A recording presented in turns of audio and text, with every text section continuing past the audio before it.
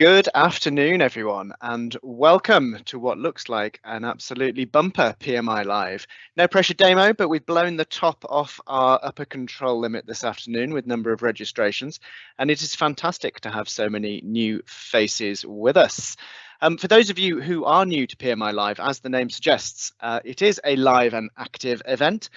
We look for your participation. We've got some Miro exercises on an interactive whiteboard during the course of the session to illustrate some of the points Damo's going to make, as well as utilising the chat and Q&A functionality. So if you have an observation on anything that Damo is saying as we go through the session, or myself for that matter, it's not just all about the pressure being on you, Damo. Please do add that to the chat. If you have a specific question, if you could pop that in the Q&A, which you'll find in the Teams controls. If you are joining us on one of our live streams on LinkedIn, on YouTube and Facebook, there's still time to jump on over into the main session. You won't be able to take part in the interactive exercises if you are on the live streams, but if you're in the Teams webinar, you certainly can. So if you do want to still register, you can hop on over to pmi.co.uk/webinars, where registration is still possible. So my name is Rich Seddon. I'm a partner and CEO of PMI, and I'll be facilitating today's session, which is, of course, get your measures right, aligning KPIs to drive behavioural change. Two lines in there, because there are two very distinct aspects that we're going to be talking about. But fundamentally, it's all about this behavioural change, this improvement that we're seeking as change agents in our organisations. Shortly, I'm going to ask Damo to introduce himself, and also, Damion, I'd like to hear from you about what you've been up to since we last saw you on PMI Live, which I think was in the autumn of last year at some point. Yeah, I think that's right. And then once we've done that, we're going to move into going through the topics that we're going to cover for the day. So once again, great to have you with us. Damo, would you like to say hi and introduce yourself, and where have you been? Sure. Okay. Well, welcome everyone. Thanks for joining us. So yeah, Damion Albinson, a senior consultant with PMI now. I think I'm coming into my 13th year with the business, which is incredible. And yeah, my background was from aerospace manufacturing, lots of different job roles there, but most of those years spent in a change or business improvement capacity, finishing up as one of the change managers. And then what have I been up to? So I think since the autumn, back in the last year, coming into this year, I've been doing a lot of internal work on developing some of our products for PMI and Capella. So one of the main ones being the integration of Agile into some of our products. So it's been really exciting to work on that. And this year just kicked off. I'm going to be leading one of our level 5 improvement specialist apprenticeships, which is the equivalent of our black belt training. So really looking forward to working with those guys and spending such a long time with the same group of people and seeing how they develop. And I'm sure there'll be lots of opportunities in that for me to develop too. So the main headlines. Yeah, and that kicked off last week, didn't it? I mean, the Agile stuff's interesting. We've been getting lots of questions about that content. Specifically, the part you've been working on is integrating Agile tools and techniques into our Lean Six Sigma Green Belt program, isn't it, Damo? Yes, it is. Yep. Cool. So lots of exciting things on the way. Cool. So would you like to take us through today's content? And I'm going to add a bit of a narrative once you've done that as well, about why this topic and how these topics come about, because I know we've got quite a few new participants with PMI Live today. Sure. Okay. Yeah. So as you've said, Rich, the focus of this webinar really is this link between KPIs or measures, if you prefer, and that linkage to behaviours. So I'm not going to go into other fields of what should you measure and that kind of thing. There's a lot of advice online about KPIs, but we really wanted to zoom in on this behavioural aspect. So what I want to cover today is why KPIs often fail to influence behaviour. I've got a slight caveat to that on the next slide coming up. I'm going to break that down into sort of 4 main areas. So the first one being the importance of having the right type of measure, because there are different types of metrics. So we'll touch on that. There's a really important point about how to interpret them correctly. So often that can not always be done as we would like it to be, and that can lead to some issues. So we'll touch on that. And then the use of targets. I'm sure I could do an entire webinar just on that, to be honest. But Yeah, there's a lot of behavioural things linked to the use of targets and how businesses typically use them. And I know that most clients I've worked with over the years have certainly had plenty of metrics and plenty of targets too. So, and then we'll finish the trouble off with a whole session on that, Damo, is that I'd interrupt you throughout. So it'd be quite challenging for you to ever get any content delivered. Yeah. And then effective cascade, almost like a bit of an antidote as to how you might avoid some of these. And then wrapping the whole thing up at the end by looking at just more of my closing thoughts really on how to bridge the gap between measures and getting performance out of your teams. So yeah, that's what we've got in store for today. Cool. So as I mentioned in the intro, folks, do keep your comments and observations and questions coming. Be great to hear from you. The whole point of this session is we're here today, we're live, so do take advantage of that. Also worth me mentioning, if you would like anyone else to see this session, all of our contents, all 108 episodes of PMI Live to date are available in our Knowledge Hub, which you'll find at pmi.co.uk, and Knowledge Hub is at the top.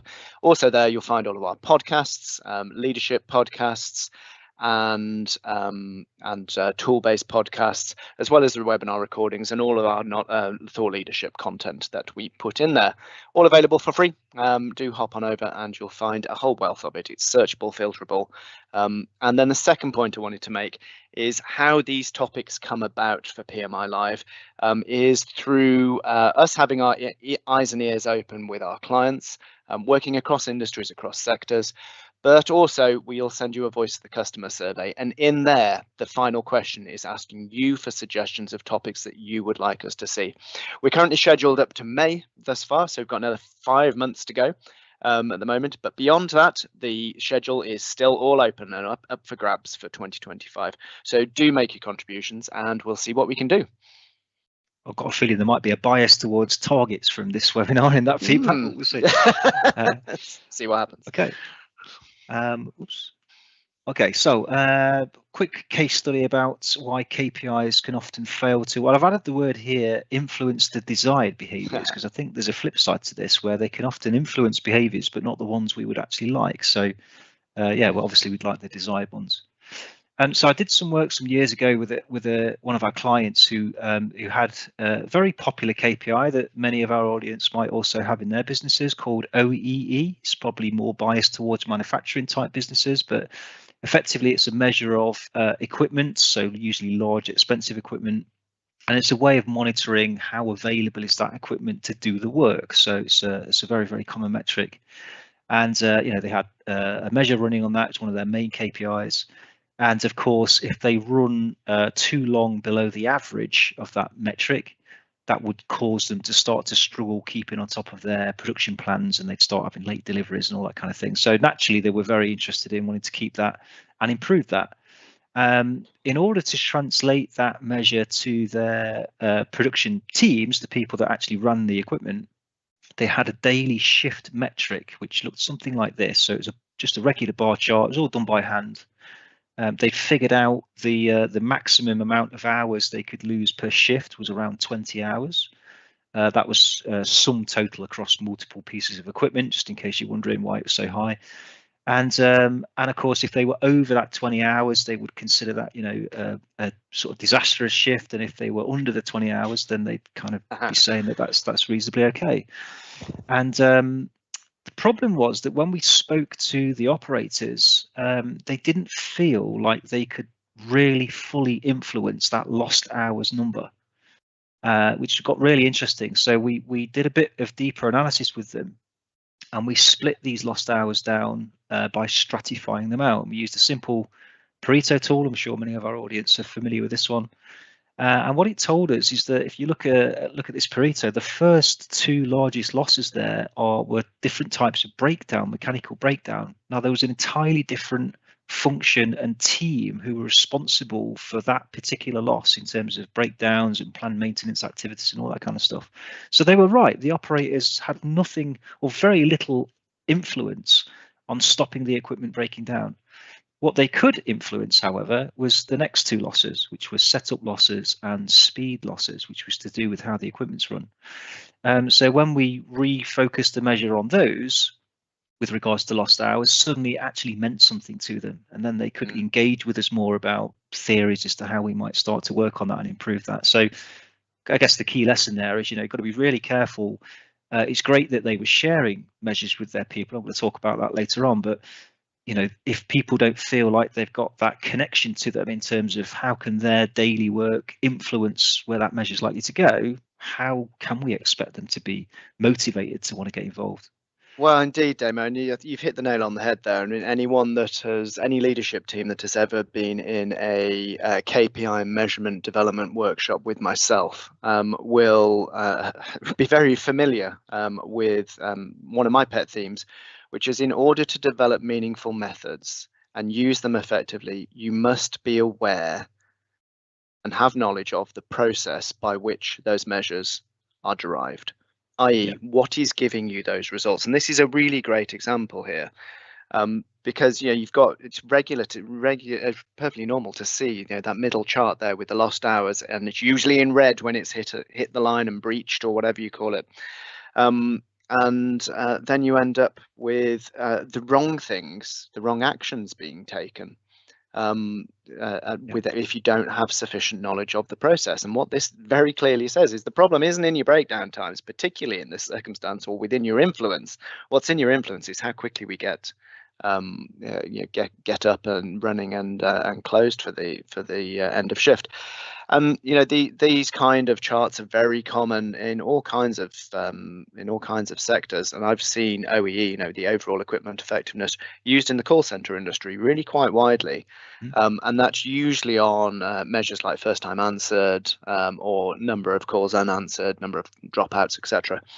And without the knowledge by which those measures derive, you can take, as leaders or as change agents, you are at grave risk of improving the wrong thing. And if you're improving the wrong thing, you're tampering. Indeed, yeah, which is another point we'll touch on actually later on too. So, okay, so one of the first things then in my list of what can cause them to fail, apart from that case study, was having the right type. So I want to bring this to life a little bit with a mini case study about boiled eggs, funnily enough. So we have a fictitious company, Operational Excellence Limited. I nearly screwed it up. Thank you. It's Friday afternoon. We'll let you off.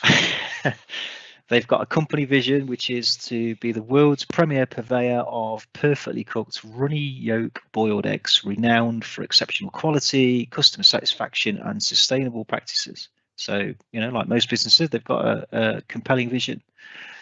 And they've done their due diligence in understanding who their customers are and what their customers value from their product and service. So they've probably interviewed them, surveyed them, and so on. And they've discovered that two of the main characteristics of these boiled eggs is, firstly, that the shells remain intact, so not damaged, split, cracked, or anything like that. That would cause them to be rejected by the customer.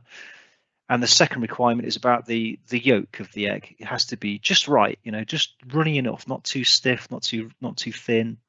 And they've figured out a way of actually measuring that. They've got a unit of measure, a minimum and a maximum kind of tolerance there. So you think that was all good. And like most businesses, they would then start to measure how effective their process is for their customers. So they've got a high level metric here of the number of defective eggs or rejected eggs week on week.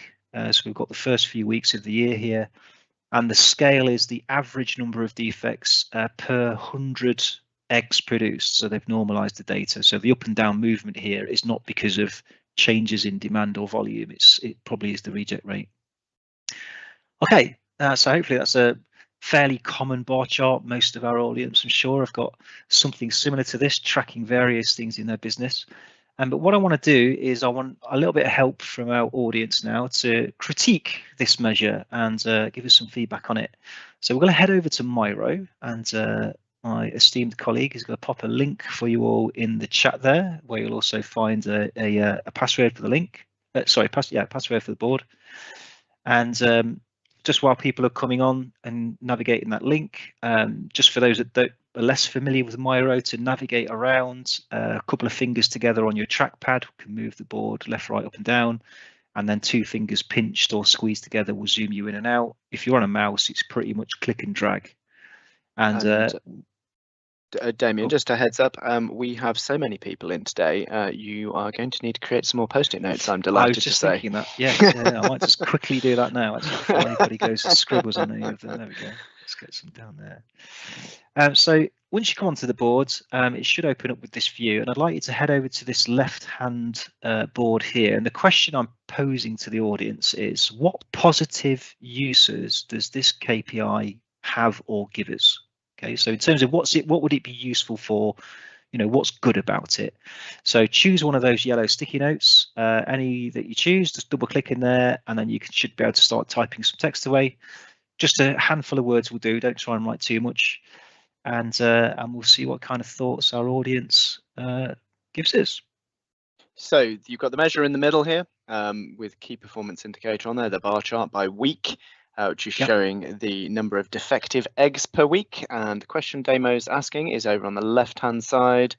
If you could just do a come to me, Damion, that'd be really useful. I can see some people are drifting about in my room. And on the left-hand side there, what positive uses does this KPI have? And Damion's going to give you a minute now just to get some ideas down. He'll start a timer, asking him to do 2 things at once. Come on, Damion. Friday afternoon, pick up the pace. Oops, I think someone's managed to create a frame there and do something pretty strange. We'll just get rid of that and put some stickies back on. There we go.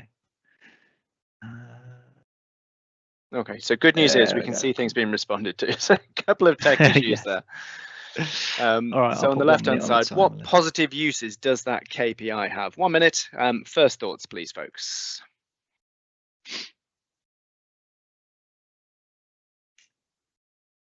And if you are in the live session, you'll find the link in the chat and the password is in there as well. So do jump on in and join us over there.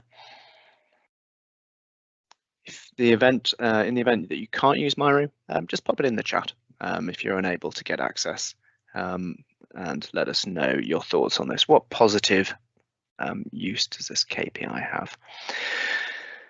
So Damion, do you want to go through all 3, or do you want to talk about the results we're getting each time as we step through 1, 2, and 3? We'll do them one at a time, I think. Yeah. Okay. Great. So 15 seconds left on that, folks, and we'll see what you have come up with.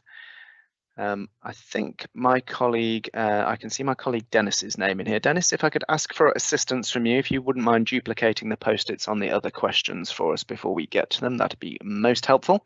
So let's see what we've got. What positive uses does this have? So we've got quality assurance, seasonality issues, moving range, weekly variation. Goodness me, if you're getting that from that, I'm impressed.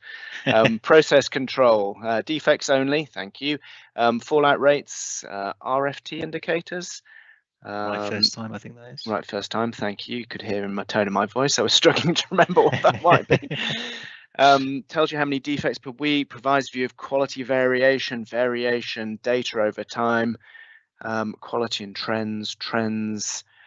Goodness me, excellent. Some great responses there for the purposes of this learning exercise. Damo, what do you make of that lot? Yeah, and I agree, actually. I think that sometimes a lot of businesses use very static metrics, so they might just give a number for that particular week, and have no ability to compare that to any other week. So it's very difficult with those kind of measures to know, are we improving? Are we getting worse? What's that long range picture?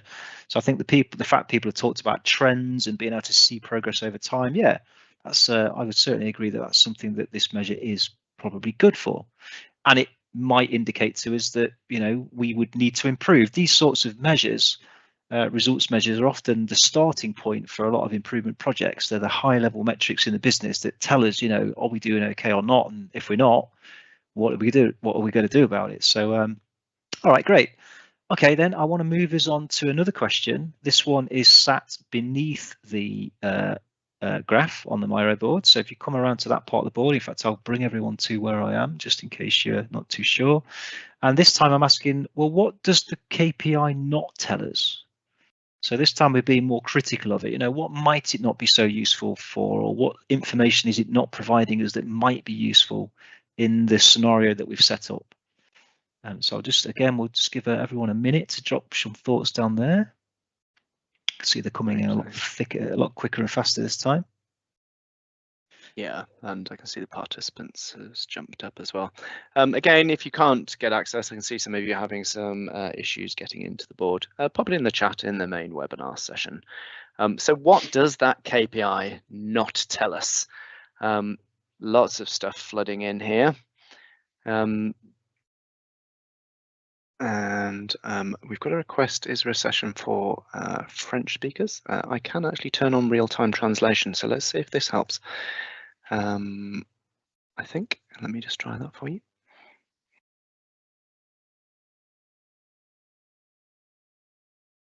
Okay, just 10 seconds left on this one.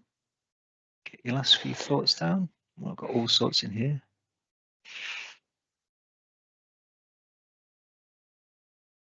All right, okay, thank you very much for those. There goes the ping. Okay, so what we've got, percent of defectives against total produced. Yeah, it doesn't necessarily tell us that, that's true. If the process is stable, predictable or not, I think someone's been trained in control charts there, has written that one. That's very interesting. Doesn't tell us for the reason for the trends, doesn't tell us the condition of the process. Yeah, there's no target on there, that's true. Although we could add one. Above or below target, again, yeah, referencing to no targets. Again, reason for failures, other types of failure, types of defects. Yeah, the type of defect, yeah, if you remember, we defined that the customer had two requirements, didn't they? They said the shell must be intact and the yolk must be correct. This measure doesn't differentiate between the two. It just says the total defective was X. Again, lots of themes about cause and so on. So great. That's exactly the sorts of stuff I would hope people would spot that maybe wasn't so great about this measure. All right, thank you very much.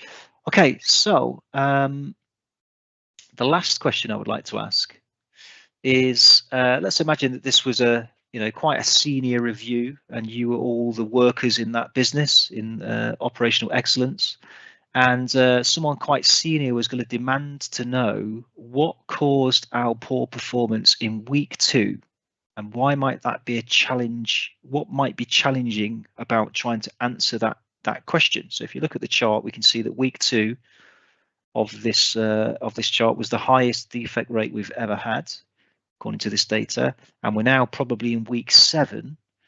So why might it be a challenge to explain away the cause of week 2 performance? So let's just see what sort of ideas people have here. I'll just put 1 minute on the timer again. Let's see what thoughts people have.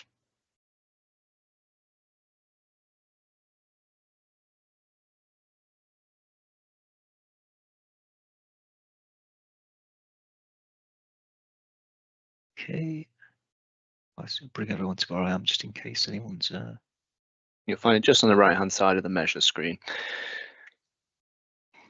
So yeah, so if you can just expose that question, Damo, perfect, thanks. So if a senior leader demanded to know, imagine that happening, what caused the week 2 performance? Why might this be challenging to answer? Okay, so just 20 more seconds on that. Give us your first thoughts. Also interested in your reflections, whether you have any measures such as this or behaviours such as this in your business. Okay, right, last few seconds. Okay, all right, let's look through some of these then. So someone said it's only numbers on a chart. Interesting. Doesn't give the 5 Ws. I'm guessing that's maybe the 5 Ys tool, perhaps they're thinking there. It only says the results, not giving the root cause. Yeah, that's true. Only, yep, absolutely, it's true. Someone said no context. Yeah, we don't know the failure modes. That's true. Probably would mean that we might start guessing if we're feeling particularly under pressure from this senior person to have the answers, perhaps. No background available from current data yet. There's no root cause again. It might just be noise. That's true. Said no root cause action tool, just an indicator. Yeah, so I think a lot of people have picked up on that. All it's telling us is that, yeah, it was a problem, but actually without the right sort of investigation, we don't know what caused it, do we? We're left at the mercy of probably at best trying to guess and at worst not being able to say anything at all. Let's just see if anyone's mentioned anything else on here that I would expect to come out. Yeah, great summary there. Worst performance there, and proportionately, it might have been really good against production volume. Indeed, yes, lacking context here altogether. Yeah. All right, cool. So one of the things I was hoping would come out actually, and I think it's kind of there in behind some of those, is the time lag. If we're in week 7 now, and we're trying to scratch our heads and think back what was going off in week 2, we might start to say, oh, was that the week when we had a supplier issue? Was that the week when we had that high sickness occurrence? Was that when we had something about the weather, or was that the same week the oven broke down? We'd probably be left guessing at all these kinds of things, and it'd be very, very difficult to think all the way back over. Sometimes people struggle to remember what they did the week before, let alone 4 or 5 weeks ago. It's quite a challenge. So that's one of the downsides and the thing with that, Damo, isn't it, that the only thing you've got to compare it with is current week. You've got no context, no understanding. Right. There's no learning happening here, is there? Right. So that's one of the downsides of these types of measures, results measures. They're measuring the overall output of a process. They have their use, as we saw in the second question we asked. They enable us to see if we need to improve or not. But beyond that, they're a bit of a blunt instrument. Okay, so I'm going to jump back into my slides, and if people want to just come back over to the call, and we'll pick those back up. Okay, so we've answered those. So let's carry the case study on a little bit. Let's imagine that they've decided, okay, we need to improve. The results measures told us that. They bring a team of, or they get their internal improvement experts on the case, and they have a good look at the process. They study it. They identify where the highest risk areas are, and they're focusing on the shell problem to begin with. The damaged shells. So they identify where the highest risks are. They investigate the root causes of that, as many people have suggested, and they introduce some really powerful corrective actions, which they also test and validate are going to work. And they've gotten to the stage where they're very convinced that the likelihood of damage in the shell now is all virtually zero. They've put in some really good fixes, and they've been able to measure the effectiveness of that. So that's all sounding very positive. But we still have a problem, don't we? Because the other customer requirement was about the yolk.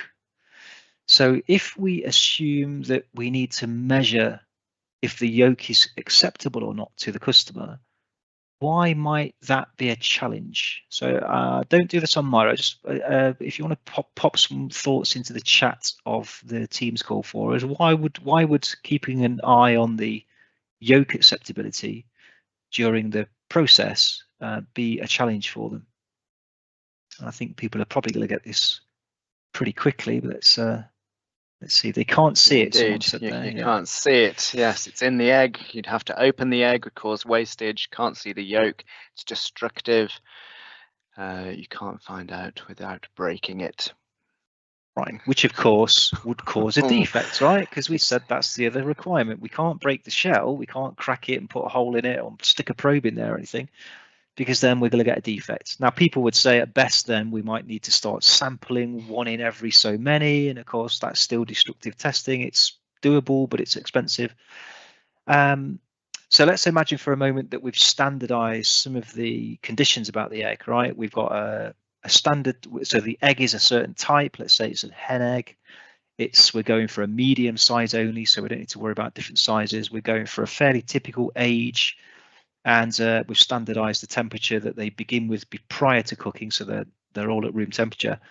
What could be some of the most influential factors that would affect the yolk runniness in the boil the egg process? And again, if you just want to put your thoughts in the chat here. Okay, so someone's straight in there with time of cooking. I think that's time of cooking too. Boil time, yeah. See what other thoughts come in. Cooking time, absolutely, yeah. Temperature, yeah. And temperature. Water temperature, yeah. All right, cool. Centigrade, yeah. Okay, we've got it. I think so. They're the two I was looking for. Cooking time, cooking temperature, right? They're the most common variables. I'm sure there'll be some clever statements from somebody about some more advanced variable than that, but I think they're probably the most dominant too. So how could we then use that knowledge to help us out here? So what I would say is that those two variables, we might now refer to these as what we call process measures, unlike the prior KPI, which is something we call a results measure.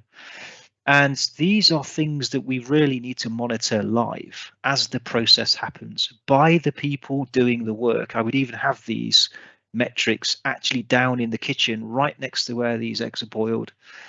And the benefit of these, so you can see here, we've got the first metric is cooking time, and with some degree of experimentation, they might be able to determine, what's the ideal cooking time. They've said, well, the maximum cooking time really ought to be no more than 3 minutes per batch. And cooking temperature, right? They've also determined that it should never really go below 87 degrees centigrade. And they're tracking that, and they're tracking that live. So every time they do a batch, a few seconds to update these. Now, the benefit of this is you can see on that top measure, batch number 8, they've gone over their maximum threshold there. Okay, so those eggs have clearly been cooked for way too long. They would know, even down at the operator level, without any more input from anybody, no inspection, no double checking, they would know that that batch is not going to be any good for the customer. More importantly, they could stop and question what happens, what just happened that caused that. And they're far more likely to be able to put their hand on what that is. Unlike the results measure we had when we were trying to think back what happened in week 2 that was 4 weeks ago, that's a much more difficult question to answer. So having process measures, enables us to have better process control with regards to satisfying the customers, keeping quality good, but also they enable us, I think, to be in a better position to improve, to respond to problems, and to do experimentation to figure out things like the optimum values. So that was my point for showing you this. So, and here's a graphic that describes the same thing really. So here we've got the output of a process in blue, which is usually the product or service. Of course, most businesses will have measures on those kinds of things. That's what we call a results measure. How expensive is it? How much time did it take us? How many complaints are we getting? But those higher level metrics probably aren't the full story. We need really to get into, and it's right back to the point you made at the start, Rich, we need to really go and understand the process that gives us those outputs and what's that doing and how's that contributing. And that's where we can find or develop through experimentation these process measures.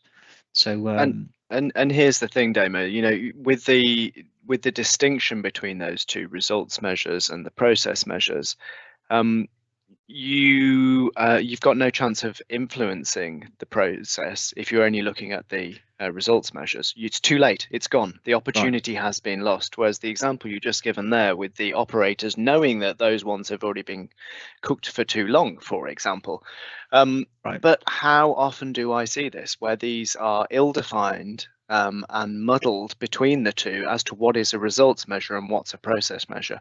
Sometimes the language is used leading and lagging, isn't it? With lagging, it is as instead of the process and results measures, and the leading measures, as it suggests, you can still do something about it. It is leading your process.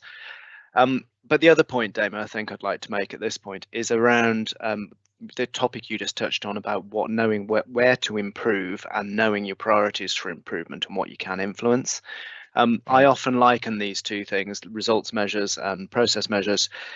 Results measures can give you the appetite for improvement, i.e. it's the fire, the burning platform that's sometimes described. But process measures enable you to satisfy that appetite. I think that's a great way of summarizing it. Yeah, absolutely. Yeah, and in my experience, the clients I've been in, worked with, results measures are very common. Process measures are actually quite rare. And in many cases, people conclude they haven't got any at all. So they're doing their best with the results measure, but as we've demonstrated with our earlier exercise, that can be quite a challenge. Yep. Okay. I forgot to mention, by the way, just keep Miro open if you've still got it open in a tab. We are going to come back to it shortly. In fact, next, thinking about it. So my next area I want to investigate with you all is about the correct interpretation of measures. So let's go back onto Miro and have a look at this one. Neil, can you reshare that link and the password as well, just so people have got it to hand, please? Get that biscuit out of your mouth. Okay, so I've got another measure here. This, although it looks similar to the one earlier, it's a different one. This one is complaint resolution performance, and they're measuring how long it takes to resolve complaints. Okay, again, they've got a maximum maybe it's a service level agreement or something like that, that it should never take more than 20 hours to resolve a complaint. Okay, so I'd like you to imagine that you are responsible for this process and the performance that it has. And I'd like you to just capture for us underneath where this chart is. So I've got a space here. It says, how might you want to respond to the cases that have exceeded this service level agreement SLA, or in other words, the red columns? So if you were in charge of this metric and you saw the occasional red popping up like that, how would you want to respond? If you're, if you were the one responsible for this. And so Damion, again, it might be worth you doing a come to me as well. I will do so that. everyone knows where you are on the board. There we go. Okay, so I shall set the timer off running and yeah, to see what some of your thoughts are that emerge from this one. Now, I suspect we might get some answers I wasn't necessarily expecting because of what someone wrote earlier on, but we'll see. I'm not going to keep the game away just yet. We shall see. Okay, so what have we got? Complexity, investigation, demand to know why, hold or stop points, investigate the red ones, they're more complex. Go to Gemba. Might just also be noise. Get your boots on. Voice of agents, voice of customer, voice of agents. Further investigation required. Start, investigate who, when, where, why. Okay. Very good. Excellent. Got room to improve on the chat. All right, splendid. Okay, just a few seconds left, but I think we've gone through loads. So clearly, lots of people, if we could bucket those into, there's probably a large proportion of people there that want to go and do something, right? Whether that's take action or go and investigate. Yeah, probably one of the two. I don't think there's many people there saying I wouldn't do anything, and that's absolutely understandable. That's a perfectly normal, rational reaction that probably I would have had years ago before I was taught how to do something slightly different. Okay, so what I want to unveil next then, so thank you everyone for those, is next door to that graph I have a different way of looking at that performance. And what we've done is we've put this data into something called a control chart. Okay, now I appreciate that not everyone on this call will know what a control chart is, and I'm not going to try and teach it on a webinar, but what this chart basically tells us, so this is exactly the same data set as we're seeing on the left, except shown in a different kind of view. The red dotted line is showing us the average of those ups and down peaks, and the blue lines that are there above and below, they are telling us where the natural variation is expected to be. It's a statistical calculation, but what it tells me is that that variation in that particular process is natural. There's nothing unique about any of it. It's just behaving in a random, noisy way. Someone did actually write on one of those stickers, it could just be noise. So well done, that person. They've probably had some training in variation, which means that the right approach here is, with regards to those high points, the reds, we shouldn't actually do anything at all. Now, how counterintuitive does that seem? If we wanted to improve this process so that we never fail that red line, we have to start thinking about the entire data set instead of responding to those individual, what seem like special individual occurrences.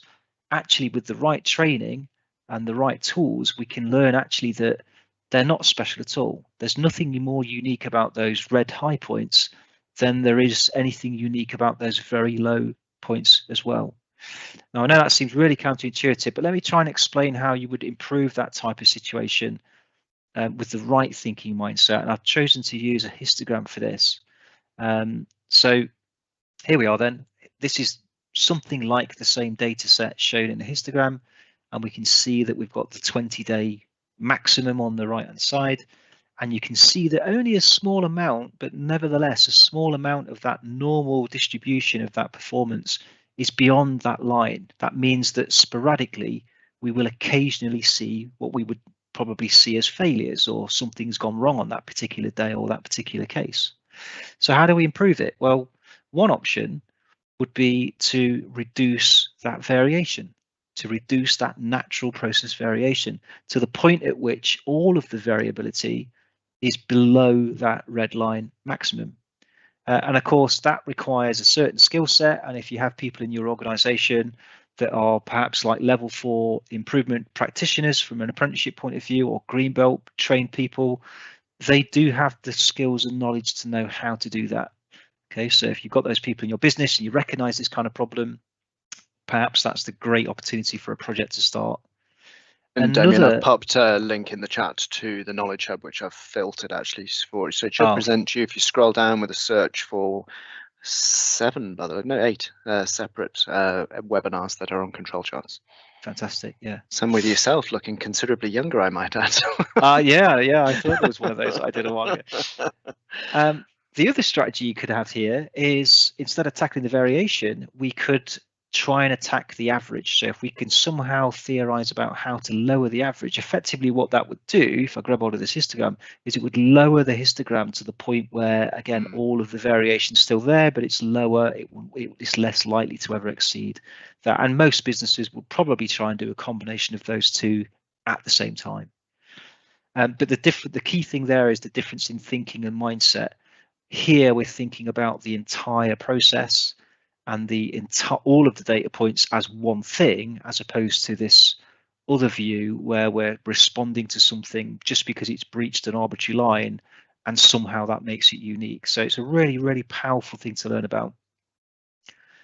Cool. Okay, no problem. So just sort of key points there. So we have to accept that there's variation in all processes, no matter how well controlled they are. They're guaranteed to have at least one type of variation. It's natural, it's normal, and the key thing is responding to it in the right way. Now, here's the real kicker.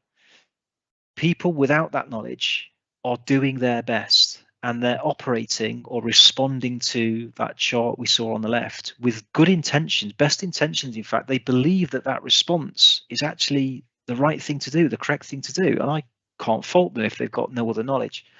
But what they might not realize is sometimes those responses to those things that actually aren't special might actually be making the process worse, not better. Now, isn't that such a shame when they thought that they were doing the right thing? So again, I can't advocate enough.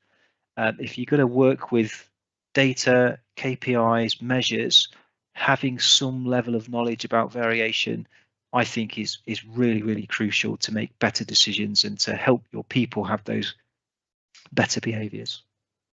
Yeah. Okay, on to targets then.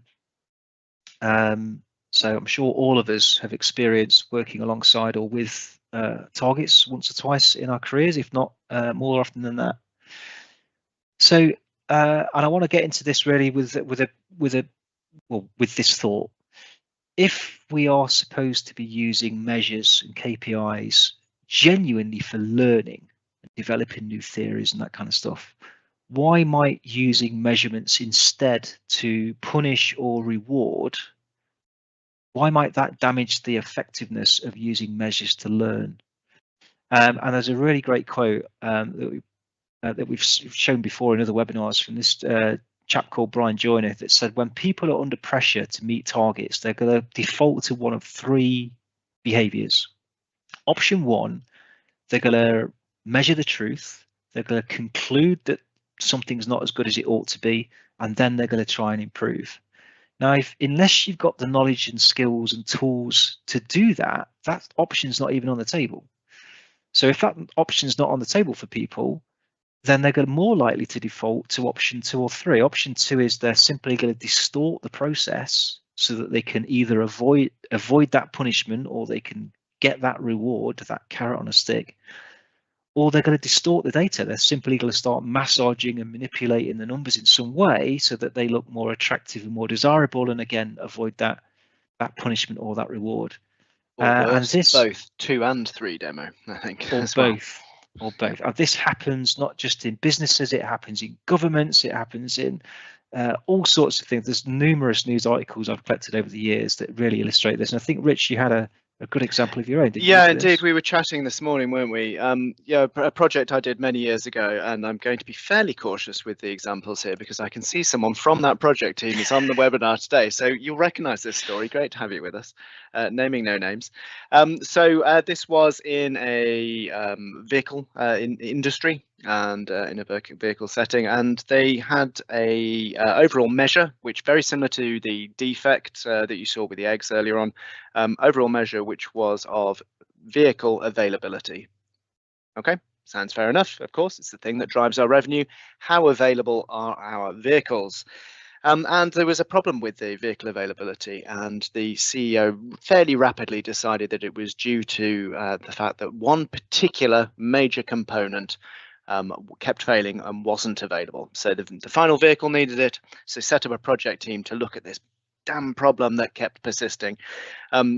Measurement boards were set up, project teams were established, and a target was set by within 6 months to reduce the failure of this subcomponent by 50%. And it was measured in terms of availability, percentage availability of the subcomponent. So the subcomponent was quite complex, needed various maintenance, etc. But it was critical to enabling the vehicle to be available.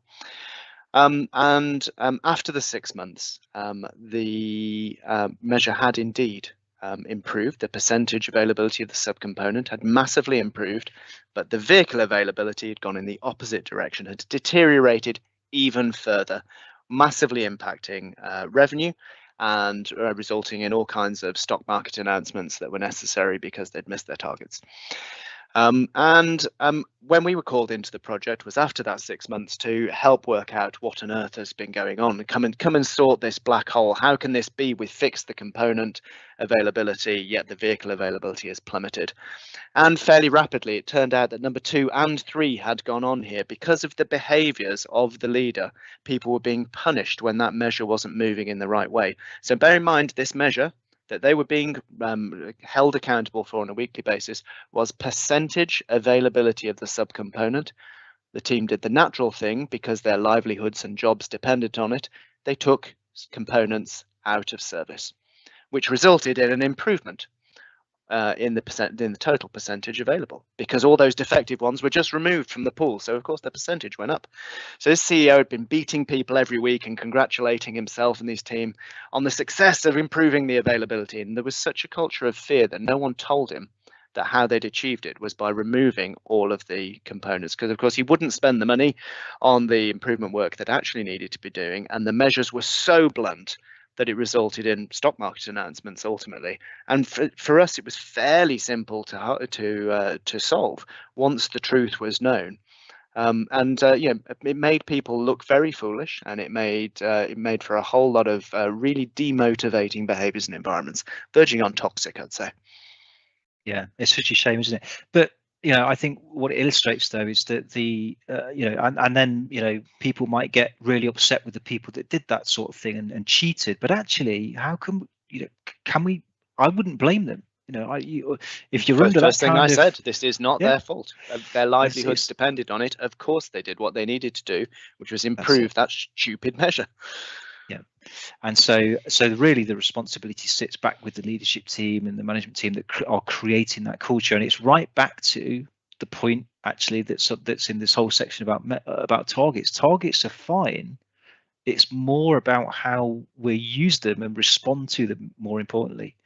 So if we're using targets to learn, to realize that we're not where we would like to be, to help us prioritize where we focus next, because they could have many metrics that aren't where we'd like them to be. There's nothing wrong with that.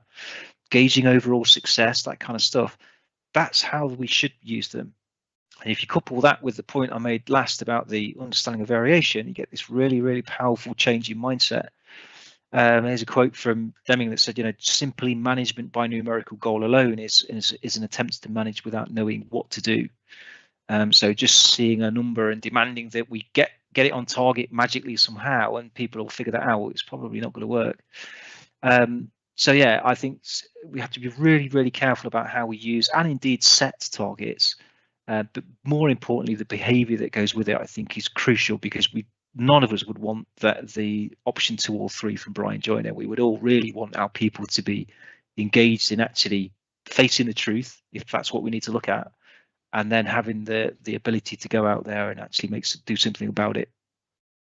And Damion, I'd like to make a suggestion at this point, because we've had so much interaction. I'm feeling like the next section on cascading measures is worthy of a separate PMI Live in its own right. Okay. So as long as you're happy, do you think we should jump to this strategy about bridging the gap? Sure. Yeah, I think that's a good call. Okay, so how do we drive this action I've talked about? I think I've probably made these points all the way through today, actually, but just to sort of wrap it up, so part of it, I think, for me is sharing and engaging these metrics with your teams on a regular basis and making that routine, making that part of just a day job. And for me, this is where, if we do that correctly and we engage them about measures they feel they can influence, that's when we start thinking about getting under the skin of what's the root cause of some of these metrics and why aren't they doing what we would like. This is where we can start to theorize about what some of those causes of variation are and get their input on that. They're, after all, they're the experts.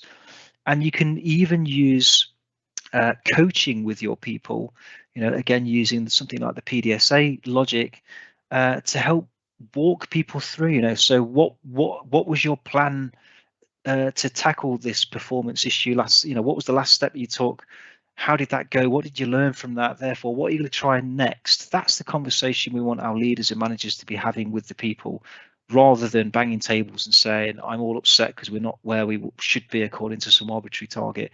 And for me, this is the fun stuff. I mean, this is where it gets really interesting, and you can, there's other side benefits, I think, as well, such as your engagement sort of scores.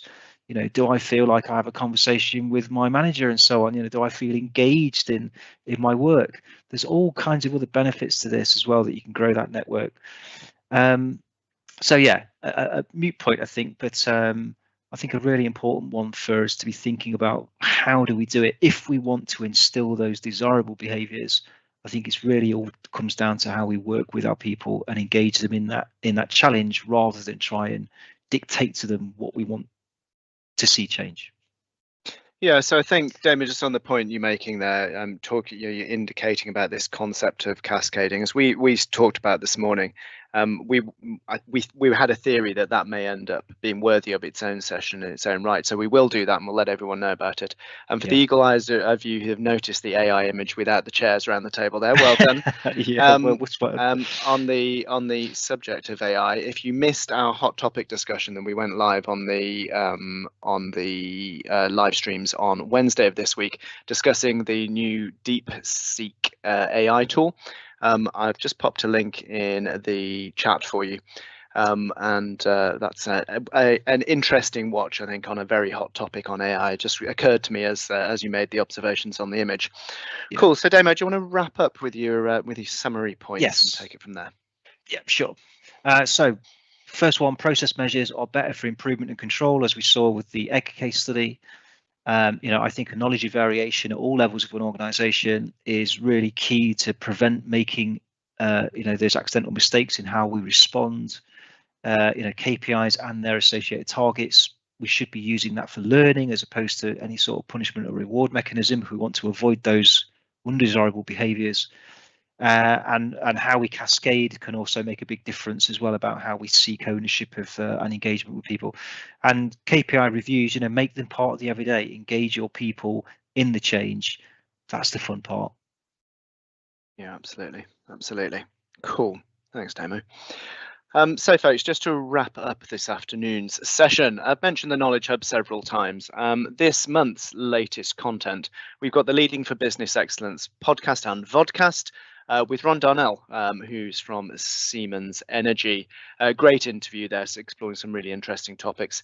We've also got, related to today's topic, our colleague Warren talking about capability and process performance. So those charts Damion was showing earlier on, capability measurement is a really intriguing way to take your KPIs to the next meaningful level, particularly when you get to that choice about what to improve and what not to improve. And then finally, we've got the 5 ways to improve operational performance you will find all of that in the Knowledge Hub at pmi.co.uk in the top of the menu. And you'll have noticed on the intro slides that we have got our latest and greatest apprenticeship offering available, which is our Agile Operations Leader. If you have team leaders in your business who have become accidental managers, this is the program for you. There's improvement content in there, there's health and safety content in there, there's team leaderships, there's difficult conversations, all the things that are often not bundled together. Alongside a really good curriculum for developing team leaders within your businesses. Check out that. There's information sessions every Tuesday and Thursday at the Times. Scan that QR code. Those are live sessions every Tuesday, Thursday at the Times. Those are UK times. And you'll find those at pmi.co.uk in the Apprentice Hub. Thanks, Damo. And then finally, what's up next month?